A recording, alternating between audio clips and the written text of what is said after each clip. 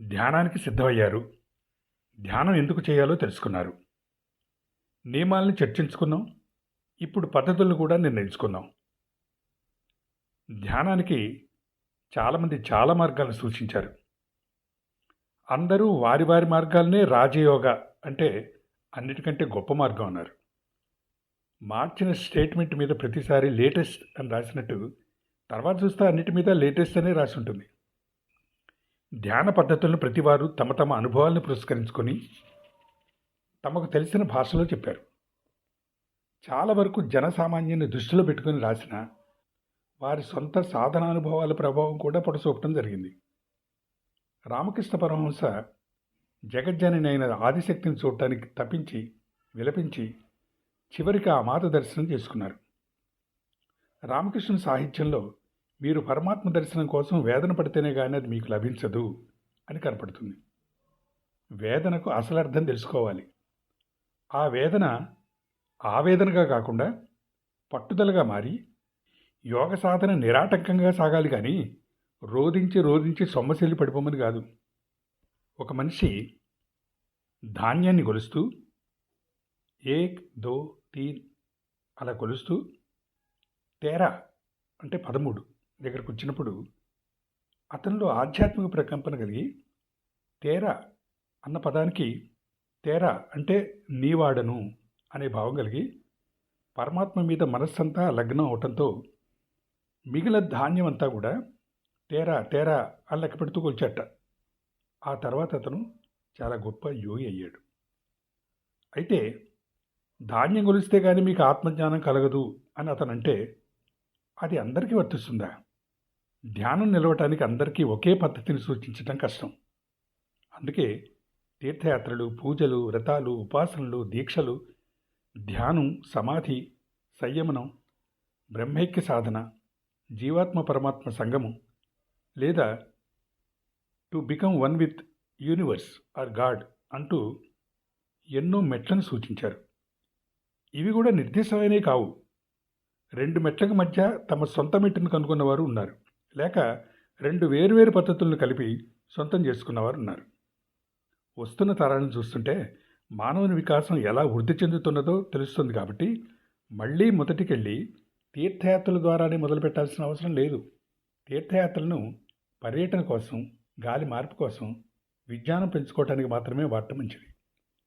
ప్రాణాయామాలు, యోగాసనాల ద్వారా స్వస్థతను, కొంత మానసిక సమతౌల్యతను పొందొచ్చు. కానీ ఆధ్యాత్మిక సాధనలు కావివి.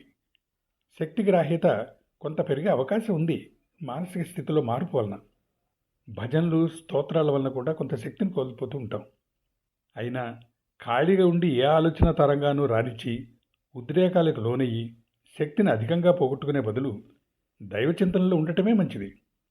గురువునో లేక దైవ స్వరూపాన్నో మనసులో ప్రతిష్ఠించుకున్నా, మంత్రోచ్చారణ చేస్తున్నా కూడా శక్తిని ఖర్చు పెడుతూ ఉంటాం.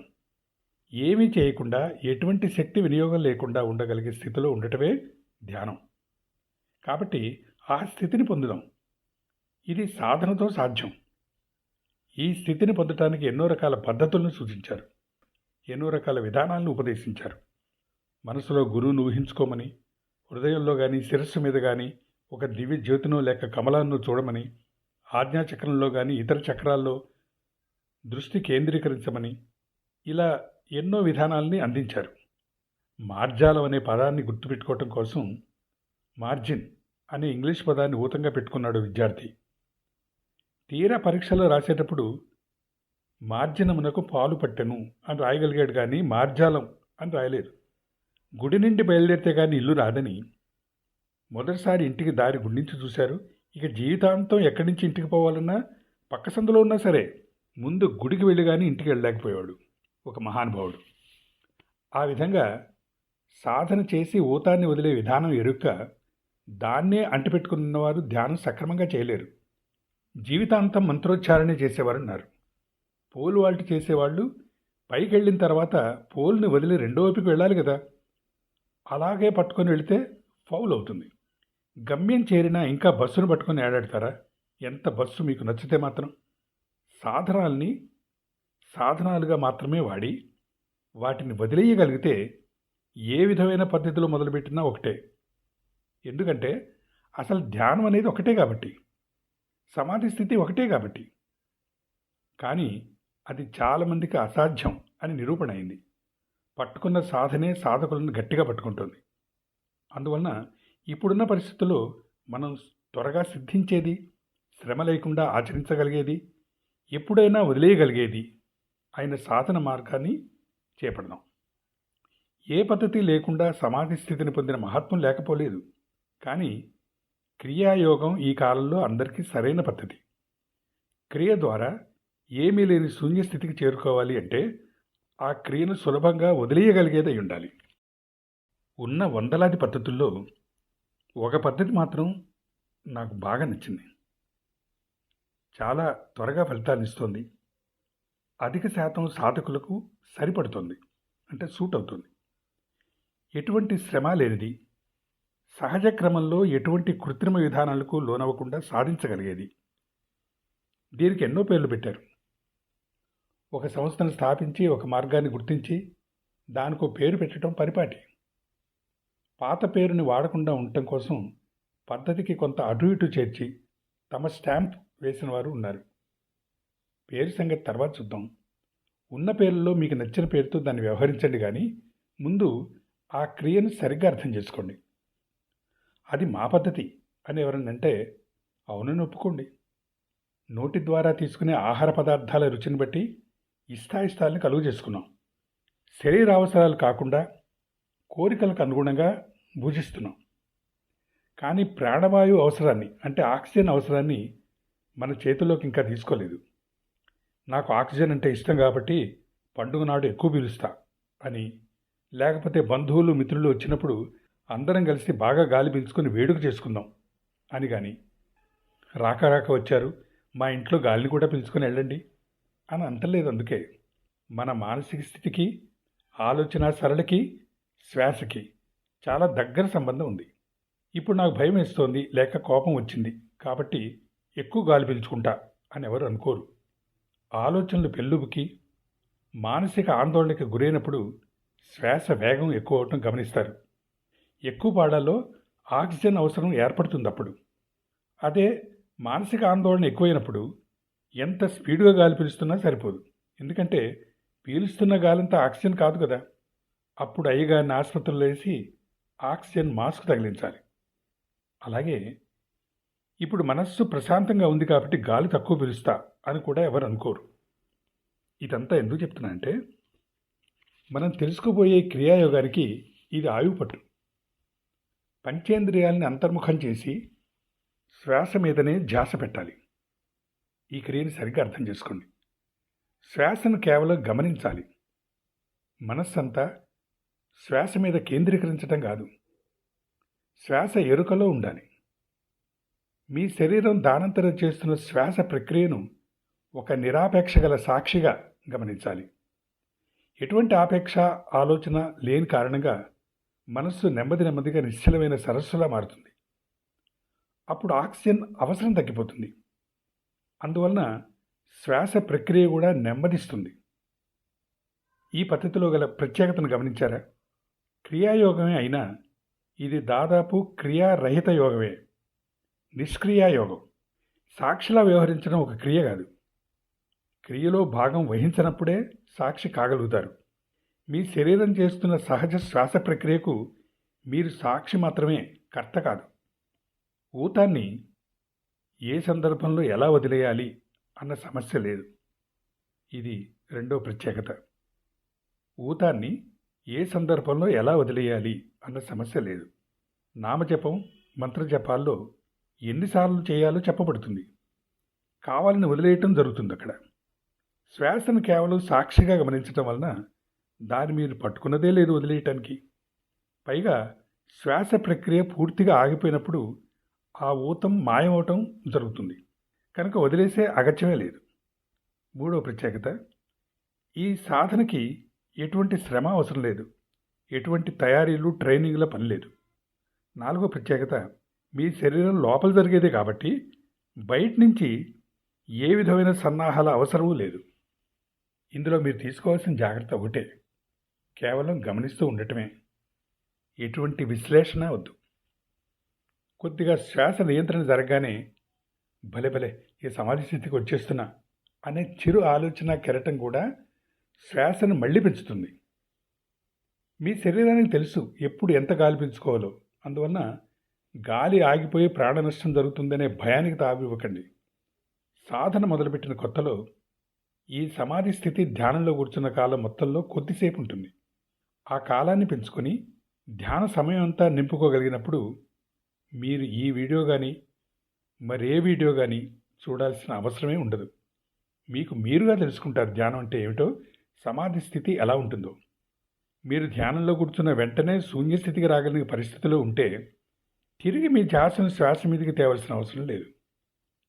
మనసు విచలితమై ఆలోచనలు రాబోతుంటే ఈ క్రియాయోగాన్ని ఒక స్ప్రింగ్ బోర్డులా వాడుకొని మళ్ళీ సమాధి స్థితికి చేరుకోవడానికి మాత్రమే ఉపయోగించండి. అధిక శాతం సంస్థల్లో ఈ పద్ధతినే ఉపయోగిస్తున్నారు. దీనికి వివిధ నామకరణాలు జరిగాయి. బౌద్ధులు దీన్ని ఆనాపానసతి అన్నారు. ఇదే పద్ధతిని పిరమిడ్ ధ్యాన సంస్థలు, విపస్సన, మరెన్నో సంస్థలు కూడా ఇదే పేరుతో వాడుతున్నారు, ఉపయోగిస్తున్నారు. ఇందులో ఆనా అంటే ప్రాణవాయువు, ప్రాణ అపాన వాయువులు అంటే ఉచ్ఛ్వాస నిశ్వాసాలతో, సతి అంటే కూడి ఉండటం అని అర్థం. ఉచ్ఛ్వాసలో శరీరంలో స అని, నిశ్వాసలో హ అని శబ్దాలు వెలువడతాయి. కారం వేసినప్పుడు నాలికను చల్లబరుచుకోవటానికి గాలిని లోపలికి పీల్చినప్పుడు ఎలాంటి శబ్దం వస్తుందో గమనించండి. లాలాజలంతో కలిసి స్ల్ అని వస్తుంది. అలాగే నోటితో గాలిని బయటికి వదలండి, హ అనే శబ్దం వస్తుంది. దీన్ని సరిగ్గా వివరించకపోవటం వలన కొందరు సోహం సోహం అని స్మరిస్తున్నారు. సోహం అనే మంత్రం ఉపనిషద్ వాక్యం.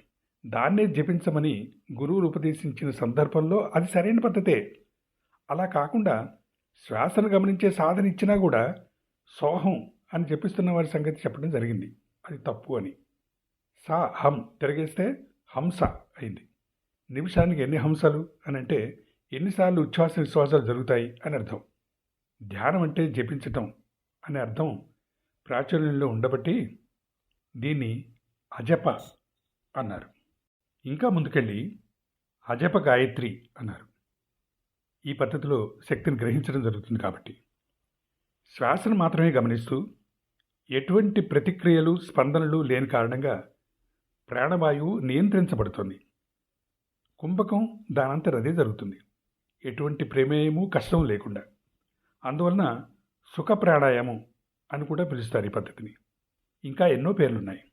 కొందరు ఎటువంటి పేరు పెట్టకుండా వారు చేయించే ప్రాణాయామ, ఆసన, భజన కార్యక్రమాల అనంతరం దీన్ని చేయిస్తున్నారు. మానస పూజ చేయించేవారు కొందరైతే, భస్త్రిక చేయించేవారు కొందరు, గట్టిగా నవ్వమని చెప్పేవారు కొందరైతే, తన్మయత్వంలో నాట్యం చేయమని ప్రేరేపించేవారు కొందరు. ఇలాంటివి ఏం చేయించినా చివరకు ఎవరి శ్వాసను వారు గమనిస్తూ మౌనంలో ఉండటం ద్వారా సమాధి స్థితికి చేరుకునే సాధన చేయిస్తున్నారు. ధ్యానం ఆవశ్యకతని, పద్ధతిని తెలుసుకున్నాం కనుక సాధన చేస్తూ ముందుకెడదాం. ధ్యానంలో శక్తిని పొదుపుగా ఉపయోగించుకోవటమే కాకుండా చైతన్యాన్ని కలిగించే గ్రాహ్యక శక్తి కూడా పెరుగుతుంది. ధ్యానం చేసే ఈ పద్ధతి చాలా సులభమైంది. అదే తెచ్చిపెడుతుంది తంట. ఏమీ చేయకుండా ఉండటం ఎప్పుడూ నేర్చుకునే వారికి ఇందుకు టైం దొరకదు. ఏదైనా చేయటానికి టైం కావాలి కానీ చేయకుండా ఉండటానికి ఎందుకు? చాలా సులభమైంది అవటం వలన మొదట్లో ఆచరణ కష్టం అవుతుంది. విఘ్నేశ్వర పూజకు కావలసిన సరంజామా అంతా అడవి నుంచి సమకూర్చుకున్న రోజులున్నాయి. దుర్గమము, ప్రాణభీతి గల మార్గాన పుణ్యక్షేత్రాలు చేరుకున్న రోజులు ఉన్నాయి. ఉపవాసాలు, దీక్షలు, కఠోర నియమాలు పెట్టుకునే వారు ఉన్నారు. దానపాత్రతో కాలి నరికిన తీర్థయాత్రలు చేసిన వారు ఉన్నారు. నిప్పుల్లో నడిచి కొరడాలతో కొట్టుకుని శూలాలతో పొడుచుకునేవారు ఉన్నారు. దేవతా ప్రీత్యర్థం రకరకాల బలులు ఇచ్చేవారున్నారు. కానీ సులభమైన మార్గం దొరికేటప్పటికీ బద్ధకం చోటు చేసుకుంటుంది. వాయిదాలు వేస్తుంది మనసు ప్రతిక్షణం. మనసు చాలా టక్కరిది. తన ఇష్టం వచ్చిన పని చేయించి మంచి పని చేశావు అన్న ఊరటను కలిగిస్తుంది మీకు. ఈరోజు ప్రయాణం వలన అలసిపోయాను, లేకపోతే బంధువులు ఇంట్లో ఉన్నారు, ఒంట్లో నలతగా ఉంది, సమయం దొరకలేదు, ఇలాంటి సాకులను బలమైన కారణాలుగా చూపిస్తుంది మీ మనస్సు. ధ్యానం వలన ప్రయాణపు అలసట తీరుతుంది. సమాధి స్థితి అనంతరం బంధువులతో బాగా మెలగలుగుతారే కానీ వారిని పట్టించుకోకపోవటం ఉండదు. ధ్యానం వలన శక్తి పెరుగుతుంది. ఒంట్లో బాగోలేదని మందు వేసుకోవటం మానేస్తారా? ధ్యానం వల్ల మీకు సమయ నష్టం కాదు, ఇంకా పెరుగుతుంది ఖాళీ సమయం. ఇంకా విచిత్రంగా వ్యవహరిస్తుంది మీ మనస్సు. ఈరోజు మాంసాహారం తిన్నాను, భోజనానికి ముందు ధ్యానం చేయాలని గుర్తులేదు. ఇలాంటి అనర్హతలను గుర్తు చేస్తుంది. ధ్యానానికి కొన్ని నిబంధనలు పెట్టుకొని ఉండొచ్చు. మీ గురువులు వాటిని సూచించి ఉండొచ్చు. వాటిని ఎవరికి వారు వారి పురోగతి కోసం పాటించాలి నిజమే, కానీ వాటిని ఉల్లంఘించాం కాబట్టి ఈరోజు ధ్యానానికి తగను, అందువలన రేపటికి వాయిదా వేద్దాం అనుకోవటం సబబా? ఈ చిన్న వీడియోని మళ్ళీ మళ్ళీ చూడకూడదనే నిబంధన ఏమీ లేదు. సాధన చేస్తూ మధ్య మధ్య సమయం చిక్కినప్పుడల్లా ఈ వీడియోని మళ్ళీ చూడొచ్చు. అలా చూస్తుంటే మీకు కొత్త అర్థాలు స్ఫురిస్తాయి. మొదటిసారి చూసినప్పుడు జారిపోయిన విషయాలు కూడా పట్టు చిక్కుతాయి మీకు. కాబట్టి అవసరం అనుకుంటే ఈ వీడియోని మళ్ళీ మళ్ళీ చూడండి. మీకు ఇష్టమైన వాళ్ళు, ఇది ఉపయోగపడుతుంది అనుకున్న వాళ్ళకి షేర్ చేయండి. శుభమస్తు. ధ్యాన స్థితి ప్రాప్తిరస్తు.